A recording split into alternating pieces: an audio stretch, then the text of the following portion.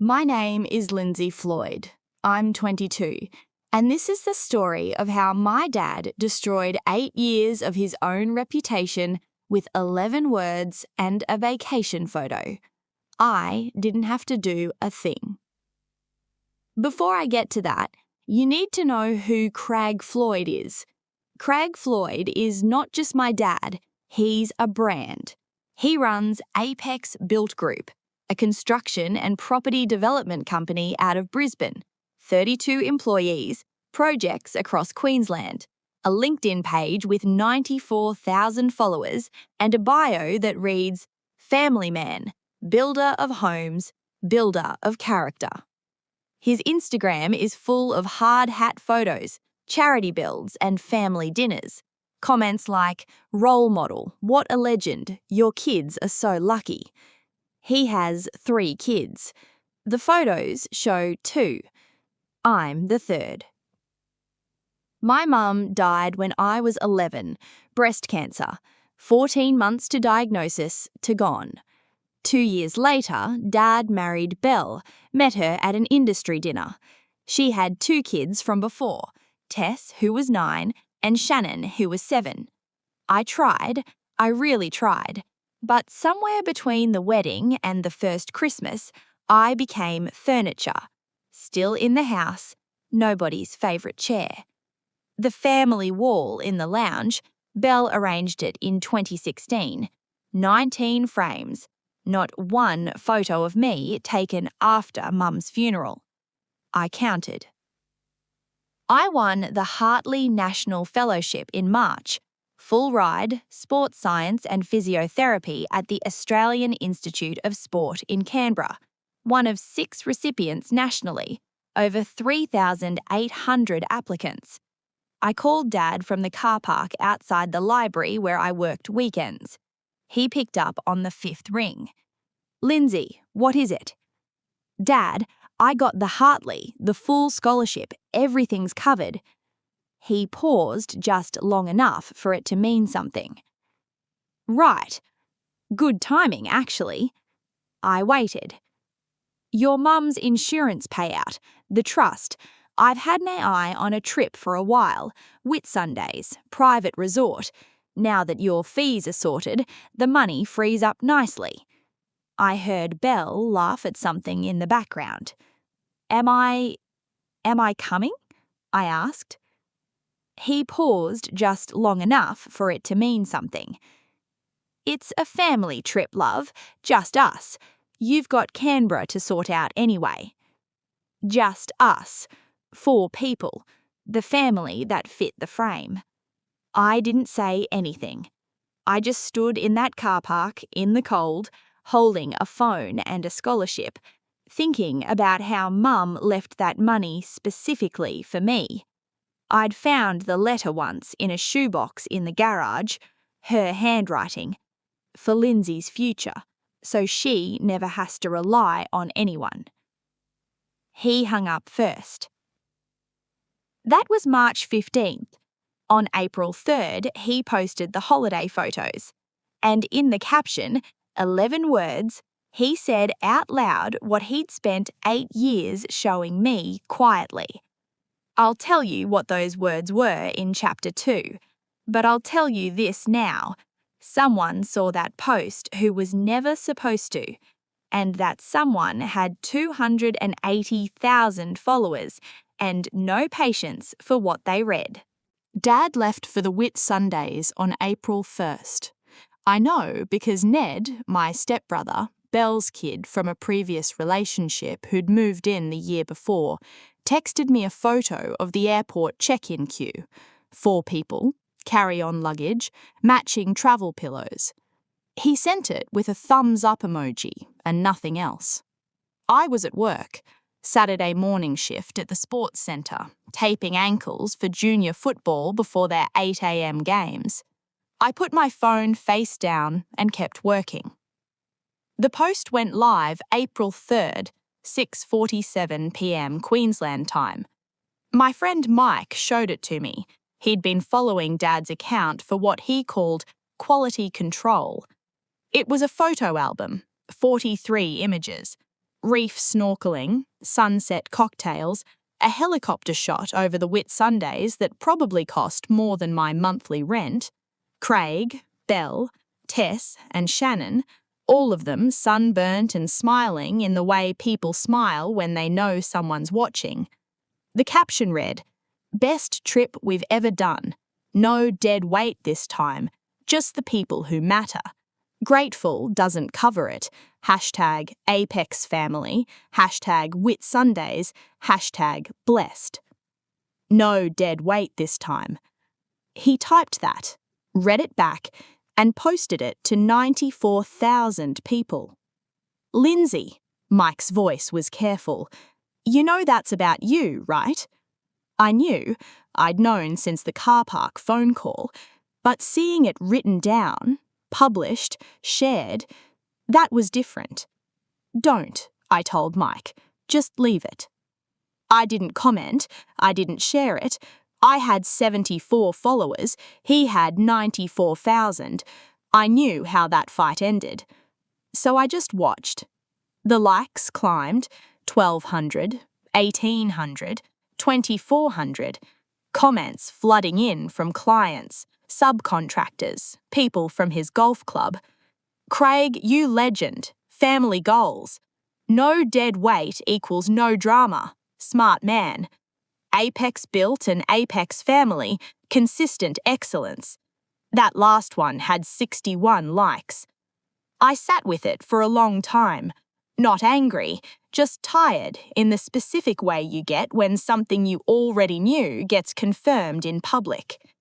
I closed the app and went back to my assignment, biomechanics of rotator cuff rehabilitation, due in 4 days. I didn't know that 3 time zones away, someone was reading that caption and already typing. Her name is Dr. Pamela Kerr, Director of the National Sports Medicine Institute in Melbourne, Chair of the Hartley Fellowship Selection Committee, the same fellowship that had just given me a full scholarship. She has 280,000 followers on LinkedIn, a verified Instagram, 30 years in elite sports science. She's consulted for the Wallabies, Cricket Australia, and 2 Olympic cycling teams. She found Dad's profile the way a lot of people do, through a mutual connection, a physio lecturer at UQ who happened to follow them both. She told me later she almost kept scrolling. Almost. April 4th, 7:14 a.m. Dr. Pamela Kerr left a comment on Craig Floyd's vacation post. 1 paragraph, polite, precise, and absolutely devastating. Mike called me before I'd had breakfast. "Lindsay, check Facebook right now." I did, and I read the comment that would end my father's clean reputation before he'd even checked out of the resort. That comment and what happened in the next 6 hours is Chapter 3. Dr. Pamela Kerr's comment was 47 words. I counted. "Mr. Floyd, I'm Dr. Pamela Kerr, Chair of the Hartley National Fellowship Selection Committee. Your daughter Lindsay was one of 6 recipients this year from a pool of 3,847 applicants.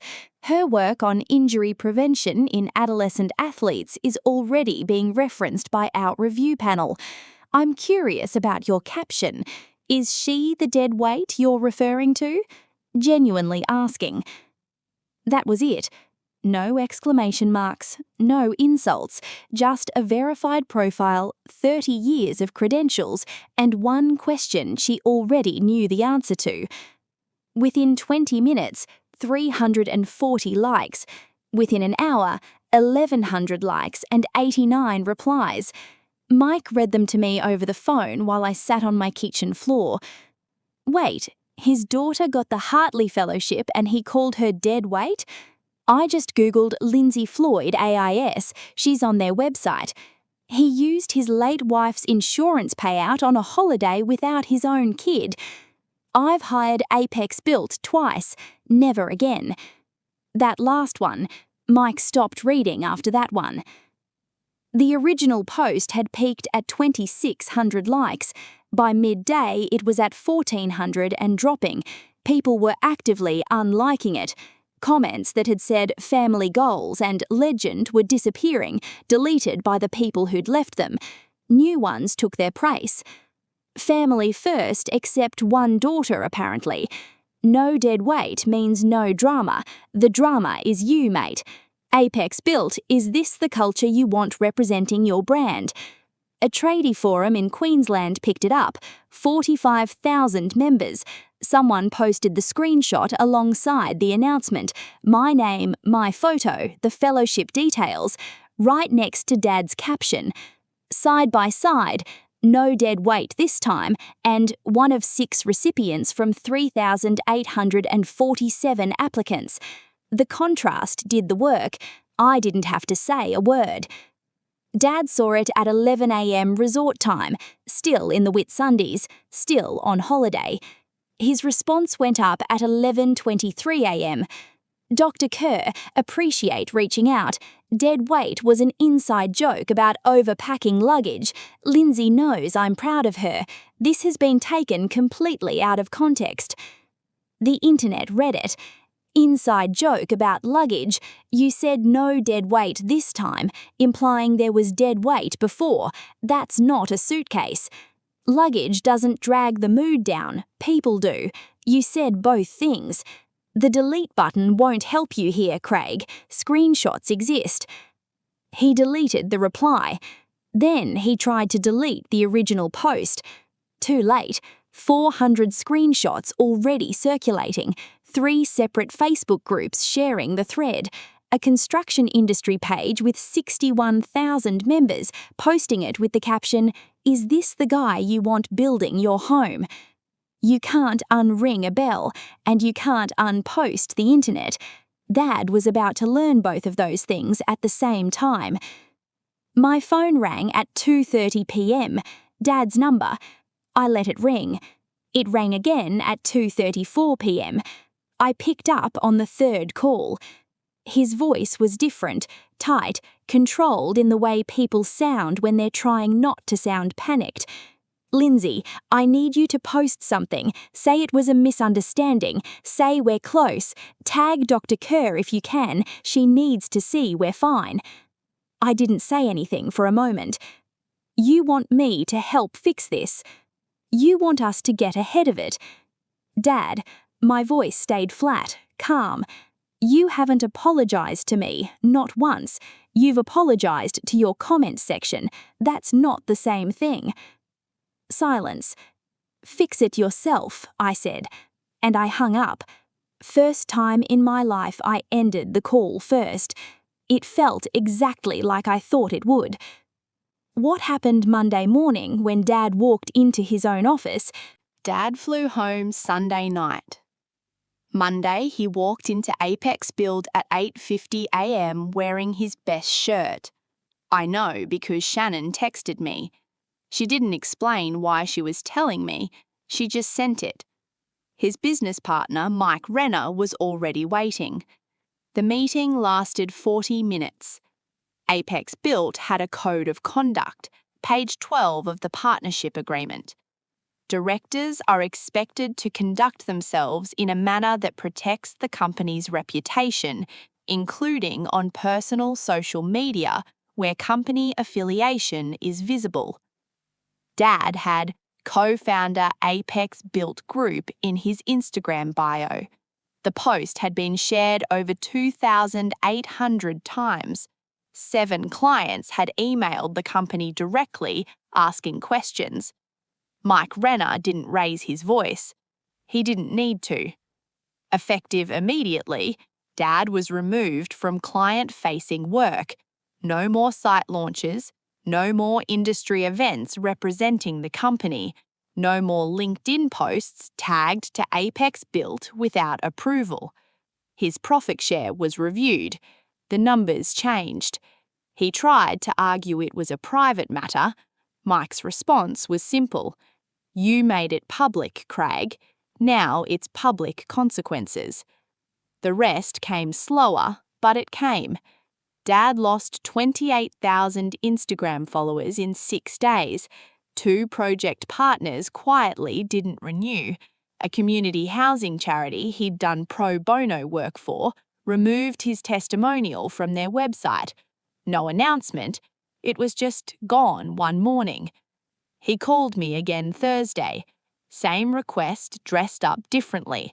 A joint post, something showing we're okay. For the family, Lindsay. Which family? I said. He didn't answer. I hung up. I wrote the email Friday night. Took me 2 hours. Short version. I won't attend events where I'm treated as an afterthought. I won't help manage your reputation. I won't pretend 8 years didn't happen because 1 week went badly for you. If you want to be in my life, show me. Not online, not in a caption. Actually show me. I hit send before I could rethink it. Dad didn't reply. Belle replied with 1 word. Noted. Which told me everything I needed to know. But something else happened that same week. Something I didn't expect. An email. Sender. Dr. Pamela Kerr. The email arrived on a Thursday. I was on a night shift at the sports centre, running ice baths for a senior rugby squad after their last home game of the season. My phone buzzed in my back pocket. I ignored it for 40 minutes. When I finally checked, sender, Dr. Pamela Kerr. I sat down on an equipment bench in the corridor and read it 3 times. Lindsay, I want to be upfront. I don't usually comment on fellows' family situations. It's not my place, and I know that. But I've been doing this work for 30 years. I've watched a lot of talented young women shrink themselves down to fit into rooms that were never built for them. I read your application essay, the part about your mother, about learning to work without a safety net. I recognized something in it. I want you to know what you've built, you built yourself. The fellowship, the research, the citations, none of that came from anyone in those vacation photos. You don't owe anyone a performance of forgiveness for the sake of their reputation. Come to Canberra and do the work. That's enough. More than enough. Pamela. I sat in that corridor for a long time. Not crying, just still. Because I'd spent so long waiting for someone who knew what I was worth to say it out loud that I'd forgotten it was possible. I replied the next morning, kept it short. Dr. Kerr, thank you, not just for the comment, for reading the essay properly. I'll see you in Canberra. She replied in 11 minutes. I'm looking forward to it. Also, your rotator cuff rehab paper was cited in our internal review last week. Thought you should know. Mike screamed when I showed him, actual screaming, in a quiet cafe. People turned around. I laughed, the first real laugh in weeks. Tess called on a Sunday. Not a text, a call. Tess, Belle's daughter, 19 years old. We'd lived in the same house for 6 years and had maybe 40 real conversations. Lindsay, her voice was small, uncertain. I didn't know about the money, about what he said to you. I know, I said. Mum told you you were difficult, that you chose to be distant. A pause. I believed her. I shouldn't have just believed her. I didn't tell her it was fine, because it wasn't fine, but it also wasn't entirely her fault. Why are you calling now? I asked. Because I Googled you after everything happened. Her voice cracked slightly. You're on the IAS website. There's a whole page about your research, and I thought, I didn't even know that. I didn't know anything about you, And we grew up in the same house. I didn't know what to say to that, so I just said, "You can call again if you want." She exhaled. "Yeah? Yeah." It wasn't reconciliation. I wasn't ready for that. But it was a door left slightly open by someone who'd had the honesty to knock first. That meant something. Shannon texted the same week. 2 words. "I'm sorry." I saved it. Dad never responded to my email. He posted once more, a short statement on Instagram. "I've reflected on recent events, and I'm committed to doing better as a father and a person." 14 words. No names, no specifics, comments turned off. It was written for the algorithm, not for me. I could tell the difference by then. I didn't respond. May 28th. I packed my room into 7 boxes and a duffel bag. 4 years of Brisbane in cardboard. On my desk, one photo I was taking with me. Mum and me at Noosa when I was 8. She's laughing at something off camera. I'm eating an ice cream that's already melting down my hand. Neither of us knows what's coming. I picked it up and looked at her. "I got out, Mum." She told me once, sitting on a beach, before everything changed. "Your worth doesn't depend on whether someone sees you. You matter even when no one's looking." She was right. But I also know this now. The right person seeing you changes something anyway. Not your worth, that was always there. But it changes what you believe about yourself at 2 in the morning when the doubt gets loud. Dr. Kerr saw me, the IAS saw me, and slowly I was learning to see myself. Mike drove me to the airport. He cried. I told him not to. He did it anyway. I hugged him at the terminal doors and walked through without looking back. Not because it didn't matter, because it did, and I was done standing still in places that cost me. Canberra was waiting. The fellowship was waiting. The work was waiting.